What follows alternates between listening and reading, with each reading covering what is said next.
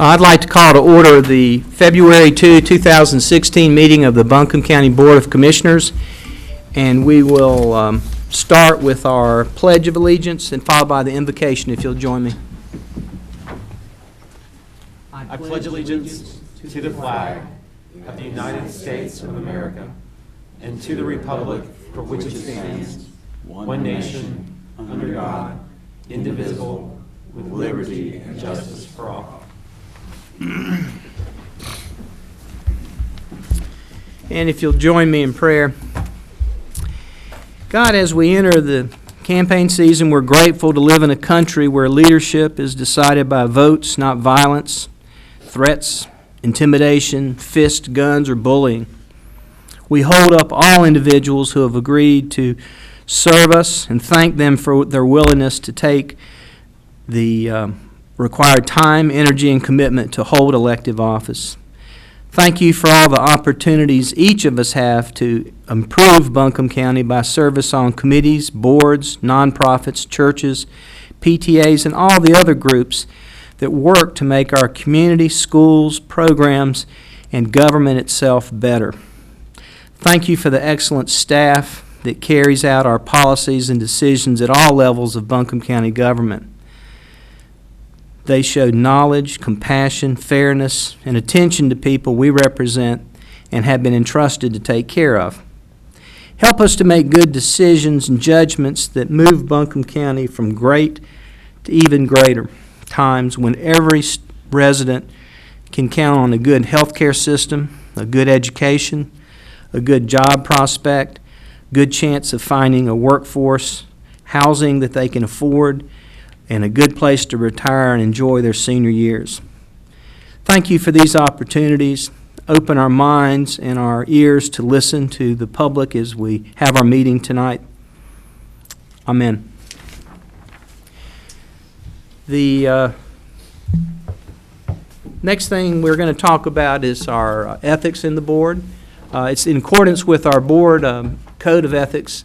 All county commissioners have the duty to obey all applicable laws regarding official actions, to uphold the integrity and independence of the office, to avoid impropriety in the exercise of their official duties, to faithfully perform the duties of the office, and to conduct the affairs of the governing board in an open and public manner.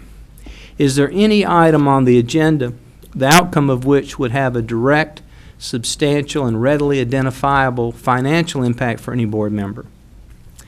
Also, does any board member have any financial interest in any public contract that may come before the board tonight? Hearing none, I find that all board members do not have a conflict, and each will have a duty and obligation to vote on each matter tonight. Next item of business we have on our agenda is public comment. The time limit for any comment to the board is 3 minutes. If your time expires, you may leave any question along with your name, address, phone number, or email with the clerk, Kathy Hughes. Board members are not expected to comment on any matters during the public comment. This is your time to talk to us. Comments should be limited to subjects that are within the jurisdiction of the Buncombe County Board of Commissioners or pertain to matters upon which we may act. Any individual speaking during public comment shall address the entire board. Any polling of board members is inappropriate. Persons addressing the board are expected to observe the decorum of the chambers and to be respectful of everyone in the room, whether that you agree with their opinions and thoughts or not. Any person who willfully interrupts, disturbs, or disrupts the session will be asked to leave the meeting. And the Board of Commissioners reserves the right to deny public address on any subject previously presented to our board. Is there any public comment tonight? Yes, sir, Mr. Yelton. Anyone want to speak after Mr. Yelton? Okay, come on, Don.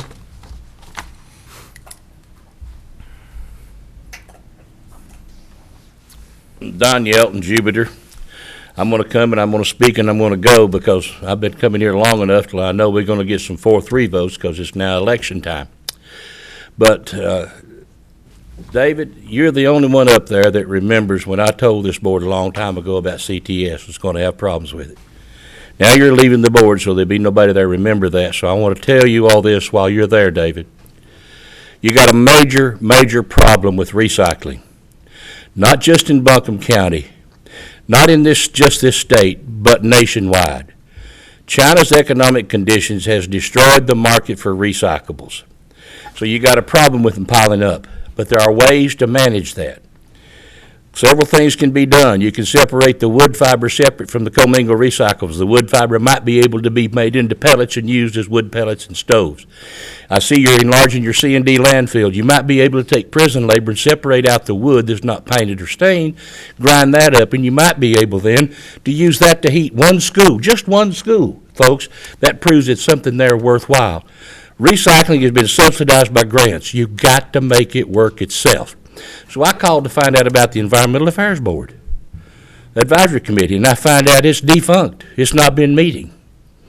I would suggest to you, David, and this board that you seriously consider starting that board back up, because South Carolina is now having problems with their landfill and expanding that one in Spartanburg where Waste Management takes their stuff.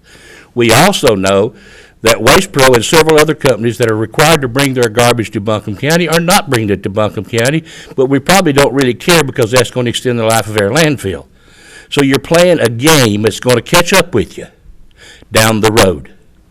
Yes, I call the landfill and I find out about recycling fluorescent tubes, and guess what I'm told? Put them in the dumpster. You call EPA, EPA says if you break one in the room, you're supposed to clear the room for 15 minutes. You can't vacuum it up, sweep it up. You're supposed to pick it up with duct tape. Now, that's sending weird messages to people. I call the landfill and ask about batteries. They'll take nickel hydride batteries at Home Depot, but your regular batteries, guess what? Throw them in the garbage. What do batteries have in it? Heavy metals. What's in the fluorescent tubes? Mercury. Heavy metals. Where does that go? That goes in the leachate. The leachate goes where? To MSD. From MSD, it goes where? In the French Broad River and to the water supply in Knoxville, Tennessee. Now, if you kick this board back up, David, I suggest you seriously consider appointing some people on that board that know what recycling is, know what it's about, and has their finger on the pulse of what can be done. And we need some committeemen up there and that are willing to take a gamble and try something new. And I bring this to you as a very serious concern. Now, you either take what I say and follow it, or down the road you'll have another CTS on your hands. Thank you. Thank you, Mr. Yelton. Any other members of the public wish to be heard tonight? Yes, yes, ma'am, Ms. Baldwin.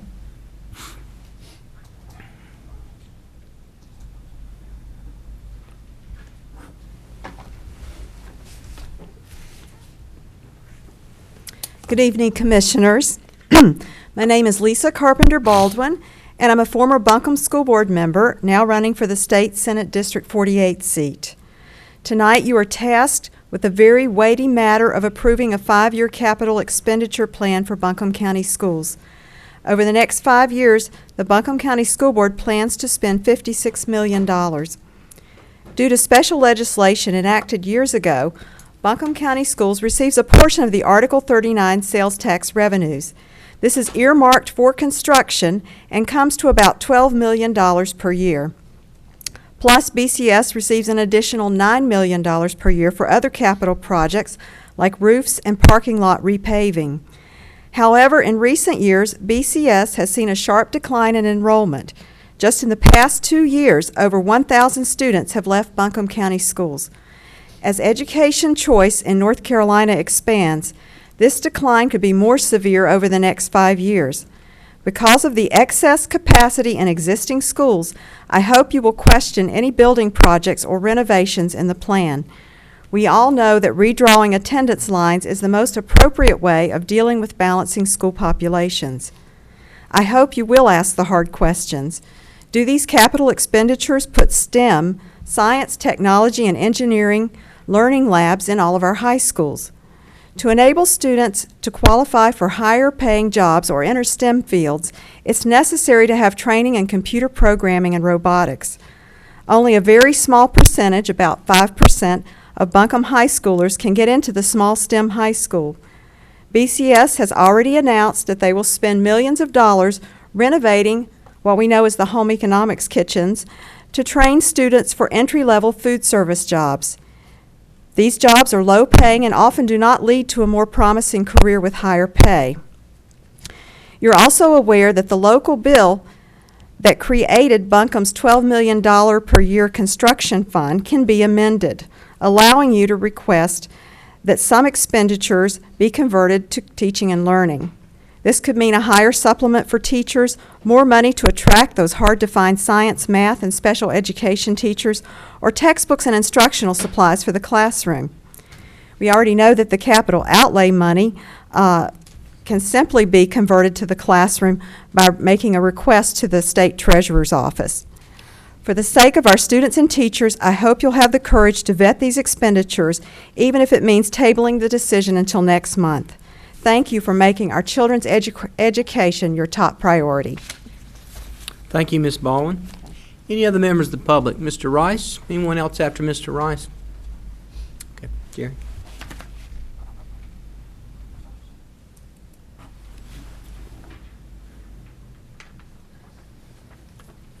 Thank you, Mr. Chairman, members of the board. You always like to see Jerry, don't you? It's refreshing to hear people after something to make accountability come up. One thing I'd like to bring to your attention early on the menu, the budget is going to be coming up, and it's going to be presented early. Why? I know why. It's going to tax Buncombe County to death. Now, when you're going out for a bond referendum, when you're going to go and hug your neck on Thursday night over at AB Tech for a $2 billion state bond, and I'm talking to 4 of you that are Democrats, I can't talk to 3 because they ain't got no voting power.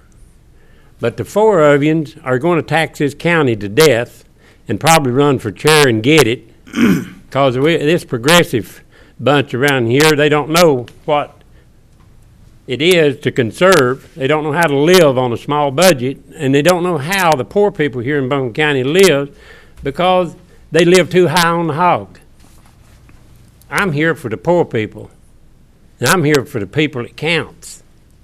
And I don't get them, see them heard. Talk about domestic violence, they're going to be more than you can shake a stick at. And they've been a lot here. They're going to be a lot more. Because when you don't have jobs, and you don't have a way for people to get off the ground, it's just going to create more.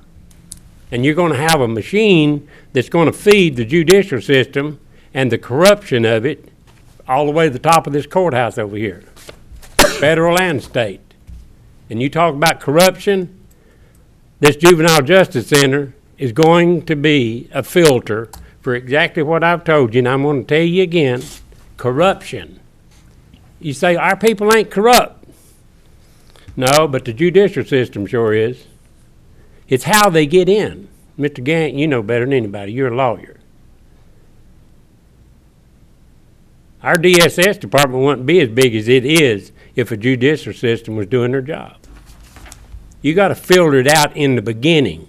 Don't give a justice center a place to migrate and to grow this kind of corruption, and they might not even be aware they're growing it. You got me? I can educate them on it, and I'm going to, because this is a national problem. This ain't Buncombe County problem. This is a national problem of corruption, and DSS used to be the big one. Now they're using these justice centers, and they're going to be what the state is keeping their eyes on, as well as the federal government, on housing all these people under one roof. That's the way you get corruption, when you house them under one roof. All right. Thank you, Mr. Rice. The next matter is we will entertain a motion to follow the agenda as it has been presented, and that would include approving the consent agenda. Is there a motion? Motion by Commissioner Frost. Is there a second? Second by the chairman. Any discussion? I did have a confusion on the board appointments. I just want to make sure that was corrected if needed. We're voting on the Riverfront Development Commission tonight, right? Yes, sir. The TDA shows 1 vacancy, so we'll interview for that. I think the next three would interview for, and then the Board of Equalization we were going to The appoint. reason I'm saying something, Chairman, is that the EDC on the agenda that people may be seeing is showing 3 vacancies, but it only has 1, and that's why we're interviewing.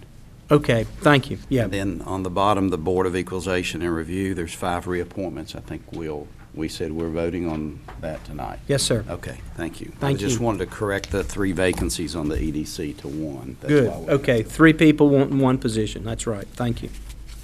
All righty, there's been a motion and a second to approve the agenda as it's presented. I guess we're taking out, high wire incentive will not be a public hearing held on that tonight. Any discussion of the proposed agenda? Hearing none, I'll call the question. All those in favor of adopting the agenda as we've printed it, minus high wire brewing, say aye. Aye. All opposed, no. Then we will follow the agenda by a 7-0 vote. And if anyone is here on any consent agenda items, they have been handled and approved. Can we, does EDC, is it 1 or 3? There are 3 appointments needed. Oh, so there are 3 appointments for 3, and we've got That says- 3 candidates? Yeah, and see, this says 1. Yeah, it does say 1 on here. It is 3? Okay. Well, we can revisit that. Let's go ahead and proceed, and when we get to that, y'all be thinking about that. If you want to appoint tonight, we can do that. I think that if there's 3 for 3, we might as well. That's normally been our policy. Let's just, I'm gonna table that for now, and we'll get back to that when we get to the Riverfront. Okay, the next item on the agenda that we've adopted is the zoning request. This is First Citizen Bank, Madison Inn, R1 to R2. Debbie Trumpy is here to tell us about this, explain this for us. Debbie? Mr. Chairman, members of the board, the First Citizens Bank and Trust has applied to rezone tax lot pin 0629860726, located at 15 Dixon Drive, from R1 Single Family Residential to R2 Residential. The property is approximately 0.49 acres and is located between Dixon Drive and Florida Avenue, within a residential neighborhood to the south of Ridgecrest Conference Center and I-40. The neighborhood contains a mix of single-family residences, manufactured homes, a multifamily structure, and seasonal residences. The subject parcel contains an existing structure that was built in 1959 as a 10-unit motel and restaurant and operated as such until the motel restaurant ceased operation in July of 2014 due to foreclosure. The use of the property as a motel restaurant had been an existing nonconforming use since the adoption of the countywide zoning in 2009. The zoning ordinance requires that any nonconforming use of a structure be discontinued when it is discontinued for more than 180 days. The structure cannot thereafter be used except in conformance with the regulations of the district in which it is located. The nonconforming use of this property has now ceased for approximately a year and a half, and any further use of the structure would be required to conform to the requirements of the R1 district in which it's located. The existing structure is different in size, scale, and building type than the rest of the surrounding neighborhood. The current property owner is seeking the rezoning to R2 in order to use the property as a bed and breakfast, which would be reviewed as a conditional use and which would limit the number of guests and provide a more comfortable fit with the surrounding neighborhood. The Planning Department recommends approval of the rezoning as is consistent with the Buncombe County Comprehensive Land Use Plan. The 2013 plan update identifies mixed-use development as highly suggested within reasonable proximity to major transportation corridors and within combined water and sewer service areas. This property is located adjacent to a paved NCDOT road, Dixon Drive, and within a quarter mile of Old US 70, which directly accesses the I-40 corridor. Additionally, the land use plan update highly suggests that mixed-use development be located outside of slope stability and flood hazard areas and outside steep slope areas. The proposed map amendment would be reasonable and in the public interest, as it meets a number of goals as identified in the land use plan and adaptively reuses an existing structure that was built for the specific purpose of a lodging facility. The Planning Board held a public hearing on this application December 21st last year. The applicant stated that because the structure was originally constructed as a motel and restaurant, it is unlikely that it can be converted to either a single-family or a multifamily residence. One person spoke against the rezoning during public comment. He was concerned because the R2 district allows multifamily development, which would negatively affect the character and property values of the neighborhood. The Planning Board found that the proposed rezoning is consistent with the land use plan and is reasonable in the public interest, and recommends approval of the application, and that was in a vote of 3-2. I know we've had discussions before about spot zoning, and we've cautioned you about spot zoning, so I wanted to go into depth a little bit more about that. Zoning a relatively small area differently from the surrounding area is illegal unless you establish a reasonable basis for the spot zone. So the factors that must be considered for treating this property differently from the surrounding properties are whether this property has different characteristics than the neighboring properties, and this property does. Have an existing building which is materially different than the surrounding properties. What are the permitted uses in the new zoning district as opposed to the surrounding properties? And both the R1 and R2 districts are residential districts, and there is an existing multifamily structure in the immediate vicinity of this property. Is the rezoning reasonable and in the public interest? The existing building is not suitable for conversion to another use, and it's a concern that this property would just be abandoned and become a nuisance property without the rezoning. And is the rezoning consistent with the land use plan? And it is consistent, as I've discussed and as provided in the Planning Board's resolution. I'd be happy to address any questions you have for me now. Okay, any questions before we have our public hearing on this? Thank you, Ms. Trumpy. Then I will open the public hearing on this matter. I have 452. Does any member of the public wish to be heard on the rezoning request, First Citizens Madison Inn, R1 to R2?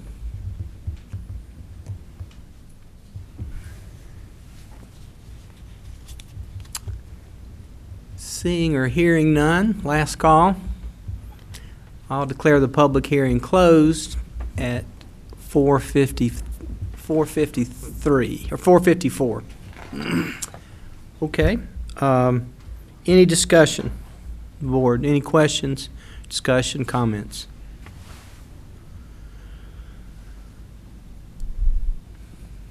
Hearing none, I'll entertain a motion to consider the recommendations. I'd like to consider our make a motion to approve the recommendations because it's consistent with the land use plan And in the public interest? and in the public interest. Okay. There's been a motion. Is there a second?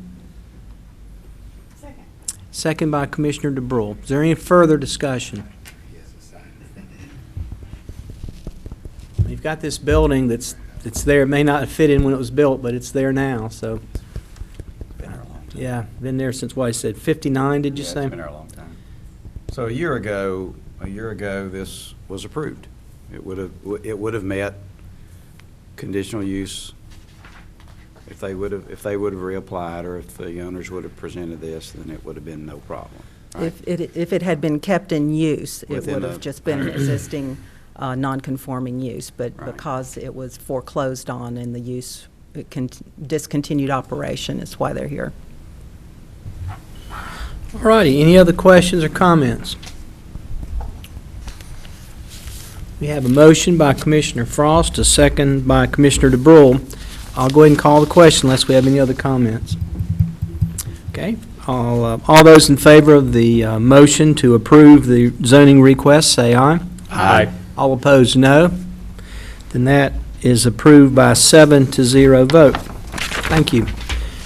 Our next order of business is the Capital Projects Ordinance. We have Julie Cliff Nicholson to tell us about the Family Justice Center contributions of contractors and local groups. Thank you. Thank you, Good Julie. evening. Thank you. Thank you for the opportunity this evening to recognize our community's investment in the Family Justice Center. In Buncombe County, domestic violence and sexual violence impact both the direct victims of these crimes and our community as a whole. Studies have linked long-term mental and behavioral health issues to domestic and sexual violence, including PTSD, depression and anxiety, and even increased suicide and substance abuse risk. Children who are exposed to violence in their home struggle with poor coping skills, trouble learning at school, difficulty maintaining healthy relationships, and as we know from the Adverse Childhood Experiences study, are at higher risk for developing chronic health conditions such as diabetes, asthma, and heart disease. In the past, in Buncombe County, survivors of domestic violence and sexual assault have felt afraid to come forward and face a complex and confusing system in seeking protection from abuse. But now, Buncombe County is coming together to implement a smart, practical, and proven solution to this to support survivors as they seek safety. We are partnering with public and private agencies, including law enforcement, nonprofit service providers, the district attorney's office, Mission Hospital, and other supportive services to create a family justice center. Through the Family Justice Center, we will provide victims with one location where they can access supportive services, file criminal reports, find the help they need to access safety for themselves and their children. This project will help us build a stronger system of support around survivors of domestic violence. We are at our strongest when the government, private companies, nonprofit, faith leaders, and community leaders come together to say enough. We are committed to stopping domestic and sexual violence in our community. As our Board of Commissioners, you have demonstrated incredible leadership in investing in this work. By supporting the Family Justice Center, you are leading our community in preventing domestic and sexual violence. Other members of our community are also investing in this and partnering in this project, and tonight I am honored to recognize the sponsors who have helped support the renovation of the Family Justice Center. To date, we've received sponsorship support from American South General Contractors, H&M Constructors, the Genesis Alliance, James R. Vanoy and Sons Construction, Keith Hargrove Architect, Paget and Freeman Architects. We've also received in-kind contributions for parts of the renovation from J&J Flooring Group and the Shaw Contract Group. We have some representatives of some of these companies and organizations in the audience. I'd love to ask you to stand so we can recognize you this evening. Thank you. Julie, why don't you ask them who they are? Sure, absolutely. You've all Cynthia, would you introduce start? yourself. Cynthia Thornton for Genesis Alliance, raising money annually to fight domestic violence. Correct. And child abuse, and scholarships for victims. I'm Mike Hamer from the J&J Flooring Group. Correct. I'm Gene Edwards, president of Paget Freeman Architects. Thank you. Thank you all for being here and for your support. As we recognize these community partners tonight, we're also excited to share with you plans for our sponsor recognition artwork to be displayed in the lobby of the Family Justice Center. This artwork, entitled Pathway, is a collaborative project between local glass and metal artist Catherine Adams and Tina Council. According to the artist's description, the Blue Ridge Mountains represent strength, stability, and a sense of safety. The loose leaves represent the individuals whose lives bring them to the center. Connected leaves create the logo to convey a sense of hope, safety, and strength. The leaves that start outside of the circle and end connected represent the growth of the individual. Thank you to the county commissioners and to these companies and organizations for being a part of this public-private partnership. This investment that Buncombe County and these organizations are making in this project is helping to build a path to strength, safety, and hope for survivors of domestic and sexual violence. Julie, any idea of opening date? We are hopeful to be ready to serve survivors in July and looking at a grand opening in mid-August. Thank you. Any questions or comments? Yeah, I think everything is fantastic, and with your leadership, I had a question about the educational components that might be involved with law enforcement as well as victims, as far as not only physical abuse, but stalking, cyber stalking, things like that. How does that weave in? Absolutely. As part of the community, the coordinated community response to domestic violence, we're doing substantial amounts of outreach to community organizations, survivors, and learning from each other as partner organizations. As you mentioned, January was Stalking Awareness Month, and we know that stalking behavior is significantly dangerous to the victims. When we see stalking behavior, it's one of those situations that we want to pay special attention to. The Family Justice Center will certainly provide the opportunity for victims of stalking to access services from a coordinated group of folks at the center. And law enforcement certainly knows that how insidious stalking is, and they take that seriously, because I could imagine sometimes victims don't want to come forward because they think they're crazy, or... We're lucky to have great partners in law enforcement. That's great. Okay, any other questions or comments? Yeah, I've got a comment. One, I want to thank you for the presentation and the good job on the artwork, and it's the pathway and all that works very, very well. So congratulations on that. And I was curious as to how those that wanted to make a donation, most people may not know, but the Buncombe County Service Foundation exists. Ms. Stone, correct me if I'm wrong, so that we can actually receive money as a county. We can receive money, and then that money goes out for services, right? Okay, so obviously these folks learned about that they could participate, and they could help in this endeavor. So can you speak about that, how that happened, and is there opportunity for others to be able to do that in the future, and are we facilitating that and getting the news out that they can actually be a partner in this great work? We certainly would welcome future donations from community partners through the Buncombe County Service Foundation. There's a website available, and the community support of this project is what has made it so successful thus far and will continue to sustain this work. If you go to that website, there's actually a one-page document that summarizes the needs and allows sponsors, and these are examples of those sponsors, to actually do the renovation of a therapy den or a family den, a safe place for victims and children to receive intervention and therapy. Most of our sponsors have actually sponsored an entire room, renovation of an entire room. That's great. Well, I wanted to thank them, but also wanted to make sure that more of that information got out for those that might want to do the same. Thank you. Thank you. Any other questions or comments? I just would thank you for coming tonight. Thank you for caring about our community, and all the contributions are going to go to people that may never thank you directly because they're traumatized or they're having other issues, but you get it, and we thank you for understanding and taking care of people that maybe don't have the resources and the opportunities that some of the rest of us do. So thank you for sharing. One comment.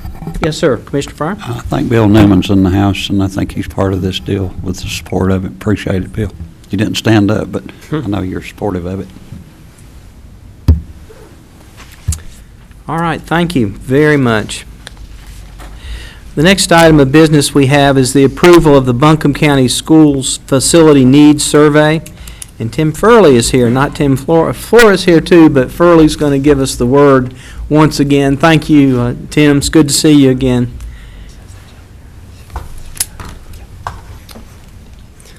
I'm Tim Furley, Facilities Director for Buncombe County Schools. Thank you, commissioners and staff, for inviting us here and my colleagues at Asheville City Schools to review the facility needs survey that we intend to submit to North Carolina Department of Public Instruction upon your approval. We submitted it to the Board of Education, and they have reviewed and approved it, and now it's before you. Basically, every 5 years, the Department of Public Instruction requests information about our schools, about our capital improvements that we have needs, that we are making, about our capacity, our membership, energy usage, those types of things. And they compile it and are able to have a database across statewide. Buncombe County Schools has identified a number of needs. We do not have a large increasing membership. The state provides their projections to us, and across 10 years, there's a small increase projected in the membership, but it is not a large increase. So many of the facility needs that we've identified are not related to increasing capacity of our schools. However, you will see, if you dig into this, that our capacity does increase. And let me explain how that happens. We've got 88 modulars at Buncombe County Schools. I don't recall purchasing a new modular within the last 10 or 12 years. So our modular stock is aging significantly. As they get old, they are never really very efficient to operate to begin with, but as they get old, they of course require increasing maintenance. And there's a point where it doesn't make sense to put significant money into a modular. The heating and air systems last typically about 15 years, so you need to replace them. Roofs, the decks, ADA access, communications. There's a lot of components that go into a modular. You have an ADA ramp there that sometimes is made of wood. They all need work. And so most of the additions that you would see, something that's classified as an addition, is a game plan to try to eliminate modulars and replace them with bricks and mortar. And that many times does result in an increased capacity because the Department of Public Instruction does not count the capacity of a modular in the school capacity. The other types of needs we've identified are boiler and chiller replacements, roofs, fire alarm replacements, HVAC controls, modifications to some of our entrances of schools to maintain school safety, ADA renovations for accessibility.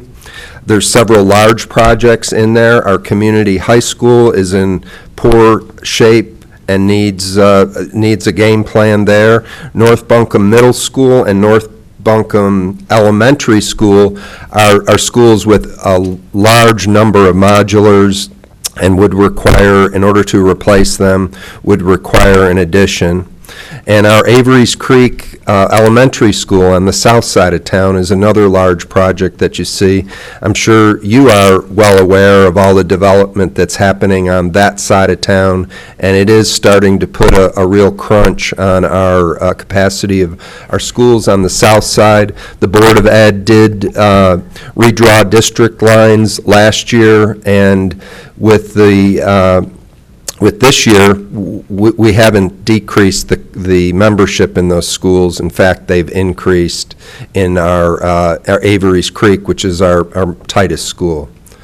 So with that, I want to thank you for your support through the years. We feel very grateful that the county commissioners have been a great partner for public education, and I'm available to answer any questions. I have a few. Tim, these are listed by not in order of need, I'm taking, it looks like it's just listed, looks like they're the kind of the same order. Do you rank them as far as what needs to be done first, second, third? When you Or am I look at misreading this? the needs in the 0 to 5 years and 6 to 10, the only way they rank them is when you report they are needed. So if you say this is needed in year 1 to 3, it would put it in the top priority. If you need it in year 3 or 4 or 5, it'd be the second priority. If you need it in 6 to 10, so it's not ranked, from beginning to end, but by kind of the time frame in categories. Okay, and the other question I had, and Dr. McAllister will probably talk about this, is I understand the city school population is going up and the counties is flat to going down a little bit. It has been in the last 2 years, yes. And that's a flip from the past. That's correct. Is that just urban trends, people want to live more in the city? And maybe this might be a question for the city schools more. Well, it could do be you charter attribute to? schools, private schools. We did see a downturn when the economic downturn happened, but we kind of held steady, but there has been a drop. And it's pure speculation on my part, and I'm not sure I have an answer to that, although DPI does project a continued small drop for the next couple of years, but then a rise again. And at the end of their period of 10 years, they're seeing an increase in the population. Whether that holds true, I don't know, and where their numbers come from, I couldn't answer that. Okay, well, if you take the alternative schools, the charter schools, private schools, do you have a number on the overall student population in the county? Is that going up if everything's taken into account, public and private? That's a great question, and last year, for the first time, we looked at the charter schools and the private schools and such, and we looked at our transfers, and we just kind of scratched the surface. Every spring, we do a facilities work session, and that's what the board one of the key topics they'd like us to look at and dig in a little bit deeper is, where are these kids and where are they going? So I can't answer that now, but I will be able to in the spring. All right, that's fair enough. Okay, any other questions or comments? I had two, actually. So to that subject, I guess it'd be interesting to find out if we're losing kids before they get to middle school, like when they make that transition into middle school, if they're leaving public school then. I'd be curious to find that out.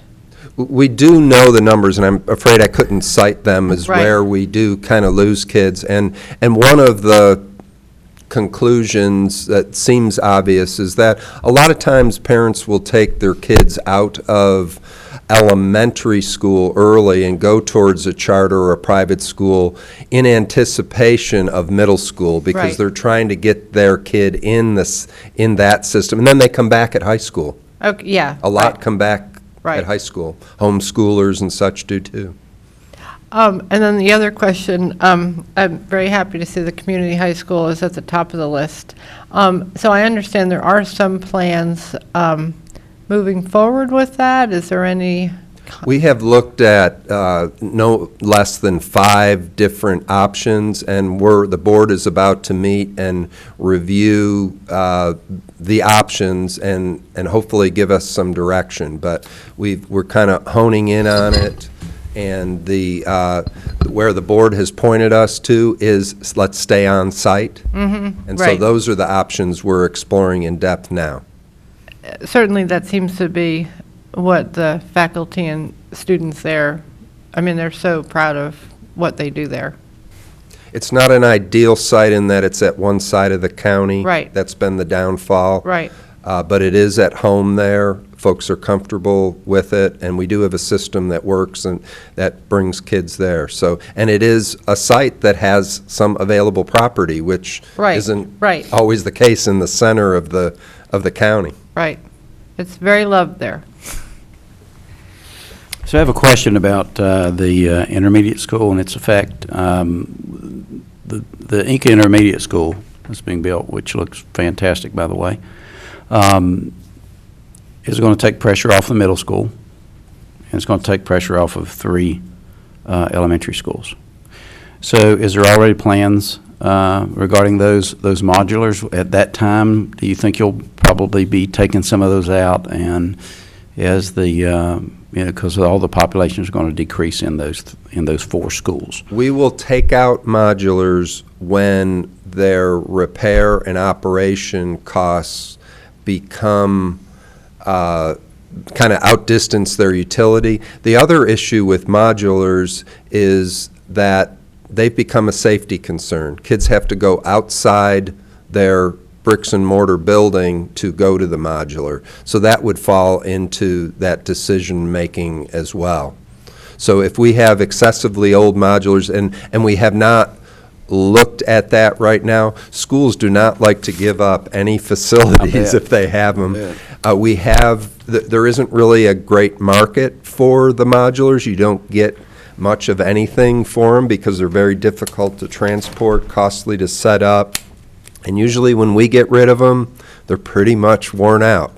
But we have used them as storage buildings. We've kind of renovated them with siding and roof, and then they've become very valuable storage at high schools and such for athletics. So we haven't looked at those modulars at those specific schools, but that's a good observation and something we do need to look at. And I think for me, that the point for me is that those kids a lot of those kids will come out of those, and they will come into the brick and mortar structure. And at some of the schools, the safety issue is pretty obvious. It's not necessarily that difficult to bypass the main entrance to access a modular, and I know that's what you're referring to. So, correct. But that will be on those 4 schools. That will be definitely dealt with when the intermediate school comes online, which is in the fall. Sometimes things like music, things that are loud, they kind of like them out there because if we don't have a good solution for sound isolation in the classroom, there may be cases like that they do remain. All right, thank you. Tim, in the last several cycles that you've done this, is this the first time you've had a decrease or not a big increase? Because it seems like the population was just going up most of the time I've been a commissioner. Since I have been here, I only remember one other time that we had a dip in population, and that was when there was another economic downturn, and it only lasted a year or maybe 2 and then came back pretty strong. So this is the second time that I recall this happening. Over the long period of time, when you look back, there has been those kinds of hills and valleys, but generally it's on the rise. Okay. All right. Anything else? All right. Thank you, Mr. Furley. There is, by law, we have to approve, not that we agree that this is what we're going to do, but we agree that we have gotten a copy of this. Specifically, the signature line is, we receive and reviewed a copy, does not, and it specifically says on it, does not necessarily constitute endorsement or commitment to fund the facility needs survey. And it has chairman and manager signature lines. So any further discussion among us about this request to look at these issues and that we have received them? If none, is there a motion to approve that we have received this survey? Make a motion. A motion by Commissioner Belcher. Is there a second? Second. Second by Commissioner Frost. Any further discussion? All those in favor, say aye. Aye. All opposed, no. Then we approve the approval of getting this. Thank you so much for being here. And we'll next hear from the Asheville City Schools, which I think have an increase, and we're looking forward to hearing about that. Dr. Terrence McAllister, Assistant Superintendent for Student Support Services. Thank you for being here, Doc. Thank you, sir. I appreciate being here. Good evening, Mr. Chairman, members of the board. I would say ditto to everything that my colleague said in regards to Buncombe County Schools, just to add a few additional items to what's already been mentioned as it relates to the facility needs survey that is provided by the Department of Public Instruction. It is, of course, a statutory requirement that we do this every 5 years. It was first initiated in 1995 by the General Assembly, and they adopted a committee, the School Capital Construction Study Commission, in order to ensure that this process takes place every 5 years. So as part of that particular process, of this particular plan that we're discussing, that survey talks, of course, about the capacity, cost worksheets, and various reports, and all that information is uploaded into a Microsoft Access spreadsheet in order for the Department of Public Instruction to receive that information. So in relation to Asheville City Schools, we do have the same challenges with chillers. We do have the same challenges with the modulars, and respect to the modulars having a particular permit, and it makes it a little bit more difficult to use modulars since we are in the city. The other thing with Asheville City School, we do have aging buildings. Some of our buildings, especially our high school building, still has plumbing from back when the school was created in 1928. So we're trying to fix some of those challenges and or issues that we have as it relates to our schools.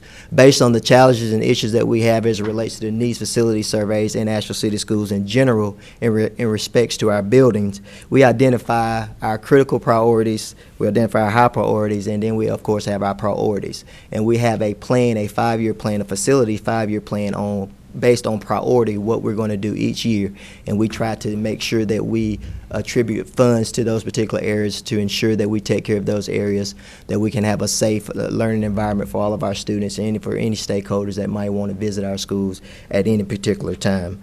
Again, this survey is just an opportunity to have long-range plans, so the Department of Public Instruction is aware of what's going on in local school districts, that we are aware of our challenges and that they are aware of our challenges, to keep them abreast of what's going on.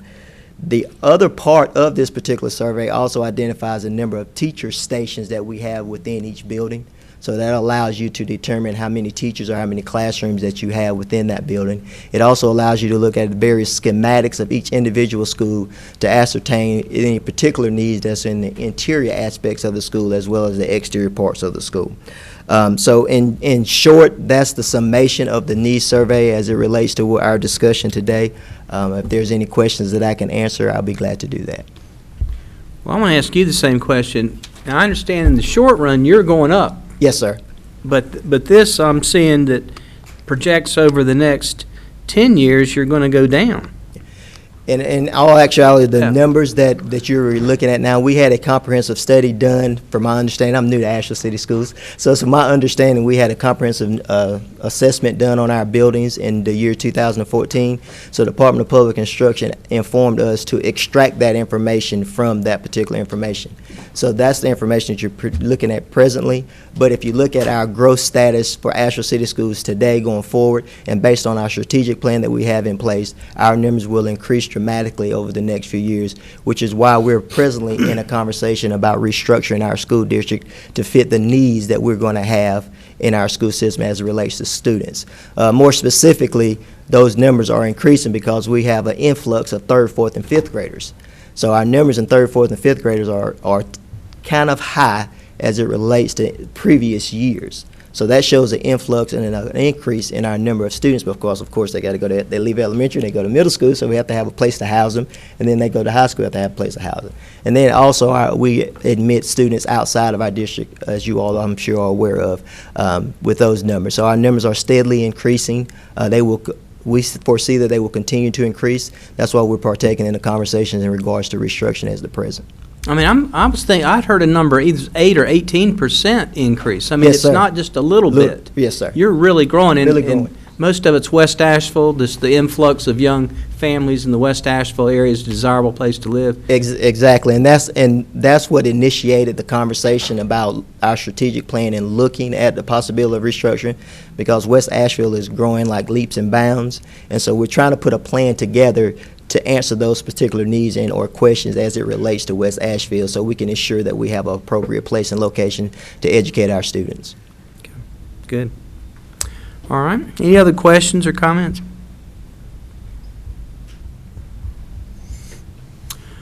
All right. Thank you, Dr. McAllister. Thank you, sir. Hearing none, is there any discussion among the board of the City School Facility Needs Survey? Is there a motion to adopt that we have received the copy and are acknowledging that they have told us these are their needs. So moved. Second. Motion by Commissioner Frost, second by Vice Chair Newman. Is there any further discussion? All those in favor say aye. Aye. All opposed, no. 7-0. Next, we have board appointments. Let's go ahead and take up the Economic Development Coalition. There are three, is that true? There are 3 vacancies and 3 appointees? Yes, the one number was my mistake. Okay. So is there, earlier we approved an agenda to interview them. Do people want to interview them with 3 for 3, or do you want to go ahead and appoint tonight? I think we just appoint tonight for 3. Well, in the past, we've always just, if there's 3, we appoint them. So I'm hearing a consensus to go ahead and make that appointment. 3 appointments, 3 people, and let's just go ahead and do that unless there's an objection. I think they're all great candidates, so I'm supportive. Okay. All right. Well, let's start with, let's go in order. Riverfront Redevelopment Commission, there's 1 vacancy. Let's just poll this. Yeah, let's poll this for this one. Christine Quinn. Christine Quinn. Quinn. Quinn. Quinn. Like Yeah. Quinn got it. All right. Are there any nominations? Well, let's see. I guess we could poll for the TDA also. No, we're interviewing that. We have to interview that. Oh, I'm sorry. We just said that. Yep. TDA will be interviewed. That will be March 1st, and we will make. We actually have several commissioners out that day, so we may want to.